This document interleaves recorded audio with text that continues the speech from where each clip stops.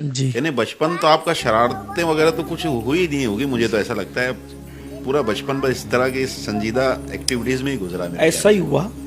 ایسا ہی ہوا کہ کھیل کود میں بہت یعنی کھیل کود کا موقع نہیں مل سکا،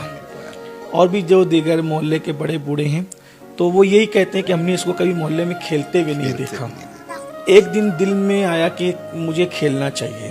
دیکھیے اللہ تعالیٰ جب بچانا چاہتا ہے تو میں کو یہ نہیں کہ میں بہت پرہیزگار ہے، یہ نہیں، لیکن میں نئی نسل کو کہ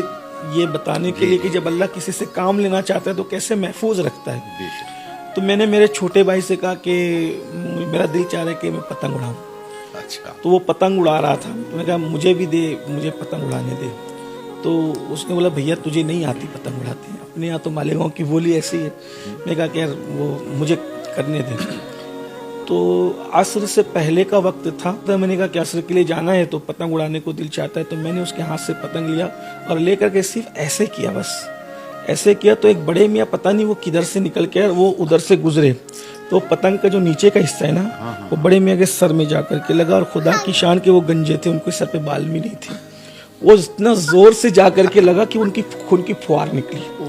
اور جب خون کی فوار نکلی تو وہ بڑے میاں نے بڑا ہنگامہ کیا، تو مار پڑی پھر گھر پہ کہ یہ ہاں پہلی مرتبہ